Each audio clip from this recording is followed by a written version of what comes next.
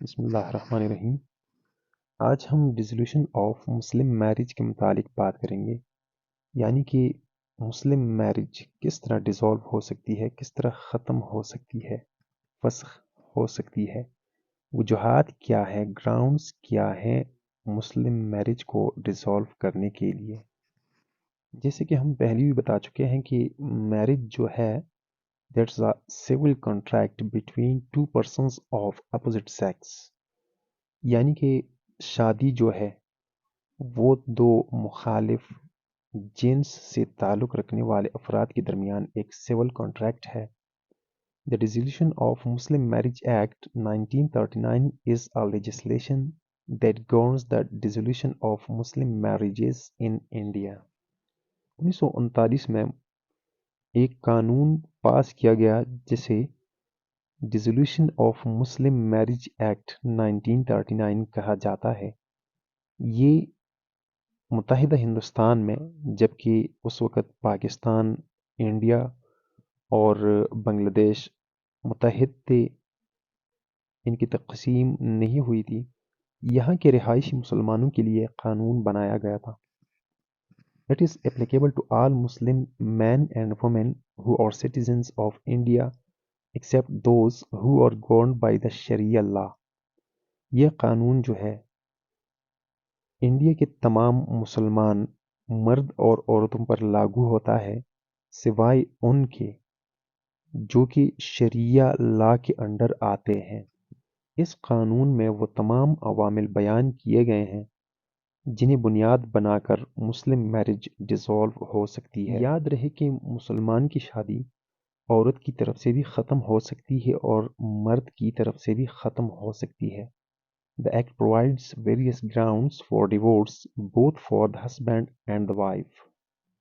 Under the Act, a Muslim woman can seek divorce on the grounds of cruelty, desertion, impotency, insanity, non-payment of maintenance, etc. for a period of 2 years or more۔ However, the Act also provides for certain limitations on the right to divorce, such as the requirement to give a notice to the wife and the appointment of a conciliatory board to resolve disputes۔ یہ جو مسائل ہم نے بیان کیے انہیں تفصیلاً ہم آگے بیان کریں گے۔ اس ایکٹ میں یہ تمام مسائل ڈسکس کیے گئے ہیں، لیکن یہ ایکٹ کچھ لمیٹیشنز بھی بیان کرتا ہے، جیسے کہ طلاق دینے سے پہلے عورت کو نوٹس دینا یا کوئی ایسی کنسلیٹری مشاورتی بورڈ بنانا جو کہ مرد اور عورت یعنی کہ شادی شدہ جوڑے کے درمیان کچھ مسائل ہیں، اگر انہیں افہام و تفہیم کے ذریعے ختم کیے جا سکتے ہیں تو ایسا بورڈ بنانا بھی اس ایکٹ کے تحت آتا۔ اب آتے ہیں grounds to dissolution of Muslim marriage, تو ان میں سے ایک ہے کریولٹی۔ A Muslim woman can seek divorce on the ground of cruelty۔ This may include physical or mental abuse or other forms of cruel treatment by the husband۔ ظلم و جبر کرنا، تشدد کرنا۔ اگر شوہر اپنی بیوی پر ظلم کرتا ہے، تشدد کرتا ہے، جبر کرتا ہے، تو وہ خاتون اس بنیاد پر اس سے علیحدگی اختیار کر سکتی ہے۔ جبر میں صرف اور صرف جسمانی تشدد نہیں ہوتا، بلکہ جسمانی تشدد کے ساتھ ساتھ ذہنی تشدد یا اس کے دیگر جو اقسام ہیں جو مرد عورت پر کر سکتا ہے۔ شوہر اگر بیوی پر کسی بھی قسم کا تشدد کرتا ہے تو یہ قانون، یہ ایکٹ اس خاتون کو یہ حق دیتا ہے کہ وہ اس شوہر سے ڈیورس لے لے، علیحدگی اختیار کر لے۔ اگلا گراؤنڈ جو ہے وہ ہے desertion. A Muslim woman can also seek divorce if the husband has deserted her without any reasonable cause for a period of at least 2 years۔ Desertion یعنی کہ ناقابل استعمال بنانا، حق زوجیت ادا نہ کرنا، یعنی کہ اگر ایک مسلم مرد اپنی بیوی کو 2 یا 2 سے زیادہ سال کے عرصے کے لیے ڈیزرٹ کرتا ہے تو اس خاتون کو یہ حق حاصل ہے کہ وہ کورٹ میں جا کر اس کے خلاف کیس دائر کرے اور اس سے علیحدگی اختیار کر لے۔ اگر شوہر کے پاس کوئی معقول وجہ نہ ہو ایسا کرنے کے لیے تو خاتون اس سے علیحدگی اختیار کر سکتی ہے کورٹ کے ذریعے۔ نیکسٹ گراؤنڈ ہے امپوٹینسی۔ A Muslim woman can seek divorce if the husband is impotent، یعنی کہ اگر شوہر نامرد ہو، اس میں حق زوجیت ادا کرنے کی صلاحیت ہی نہ ہو تو عورت اس سے علیحدگی اختیار کر سکتی ہے۔ نیکسٹ گراؤنڈ ہے insanity. A Muslim woman can seek divorce if the husband has been insane for a period of at least 2 years۔ اگر شوہر 2 سال سے زیادہ عرصے کے لیے انسین یعنی کہ دیوانہ ہو تو خاتون اس سے ڈیورس لے سکتی ہے، اس سے طلاق لے سکتی ہے۔ نیکسٹ گراؤنڈ ہے non payment of maintenance. A Muslim woman can seek divorce if the husband has failed to provide maintenance for her for a period of 2 years or more۔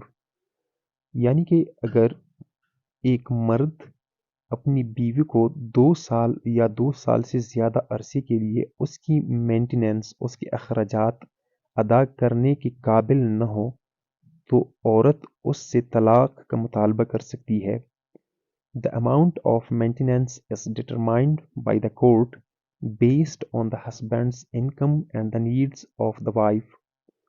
یہ جو مینٹیننس ہے، اخراجات جو ہیں، اس کا مقدار بیوی کی خواہشات کے مطابق نہیں ہے، بلکہ یہ عدالت فیصلہ کرتی ہے کہ شوہر اپنی بیوی کو کتنے اخراجات دے گا، اور عدالت شوہر کی انکم اور بیوی کی جو ضروریات ہیں ان کو مد نظر رکھ کر فیصلہ دیتی ہے۔ Next ground, taking of second wife without the consent of first wife is another ground for dissolution of marriage. یعنی کہ پہلی بیوی کی موجودگی میں اگر شوہر اس کی اجازت کے بغیر دوسری شادی کر لے تو پہلی بیوی جو ہے وہ اپنی میرج ڈیزالو کر سکتی ہے۔ نیکسٹ گراؤنڈ ہے ریپیوجیشن، یعنی کہ انکار کرنا۔ When a girl is given in marriage by her father or other guardian before she has attained the age of 16 years، یعنی کہ اگر ایک لڑکی 16 سال کی عمر تک پہنچنے سے پہلے اس کی شادی اگر اس کا والد یا کوئی دوسرا گارجین، کوئی دوسرا سرپرست طے کر دے، she can repudiate before attaining 18 years of age if the marriage is not consummated۔ تو وہ لڑکی 18 سال کی عمر تک پہنچنے سے پہلے اپنی شادی ریپیوجیٹ کر سکتی ہے، اس سے انکار کر سکتی ہے، اسے ڈیزالو کر سکتی ہے، لیکن شرط یہ ہے if the marriage is not consummated، کہ اگر اس شادی سے استفادہ نہ حاصل کیا گیا ہو۔ نیکسٹ گراؤنڈ ہے line. If the husband falsely charges wife with adultery، the wife is entitled for a decree of dissolution of marriage۔ یعنی کہ اگر شوہر اپنی بیوی پر تہمت لگائے بدکاری کی تو وہ خاتون اس میرج کو ڈیزالو کر سکتی ہے۔ نیکسٹ گراؤنڈ ہے چینج آف ریلیجن، یعنی کہ مذہب تبدیل کرنا۔ If the spouse changes religion، the partner can dissolve the marriage۔ اگر spouse جو ہے، بیوی یا شوہر، وہ مذہب تبدیل کر لے تو دوسرے کو شادی ڈیزالو کرنے کا حق حاصل ہوگا۔ In addition، the act also provides for rights of women in the dissolution of marriage۔ It provides for the right of a Muslim woman to seek maintenance from her husband during and after the dissolution of marriage۔ یہ جو حقوق ہیں یہ خاتون کو بھی حاصل ہیں کہ وہ اپنے شوہر سے علیحدگی اختیار کر لے، اور مرد کو بھی ایسے حقوق حاصل ہیں کہ وہ اپنی بیوی سے علیحدگی اختیار کر لے۔ اگر مرد خاتون سے بیوی سے علیحدگی اختیار کرنا چاہتا ہے تو اس ایکٹ نے خاتون کو کچھ دیگر مراعات بھی دیے ہیں۔ ایسی صورت میں خاتون کو یہ حق حاصل ہوتا ہے کہ وہ ڈیزولوشن کے دوران اور ڈیزولوشن کے بعد شوہر سے مینٹیننس یعنی کہ اخراجات کا مطالبہ کر لے، اور کورٹ پابند ہے کہ وہ شوہر کو یہ اخراجات ادا کرنے کی تاکید کرے اور اسے پابند بنائے۔ Overall, the Dissolution of Muslim Marriage Act 1939 is an important legislation that provides for the dissolution of Muslim marriages in India.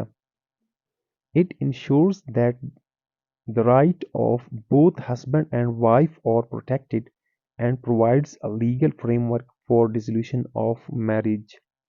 یعنی کہ ہم کہہ سکتے ہیں کہ dissolution of Muslim marriage act 1939 جو ہے یہ ایک اہم ایکٹ ہے۔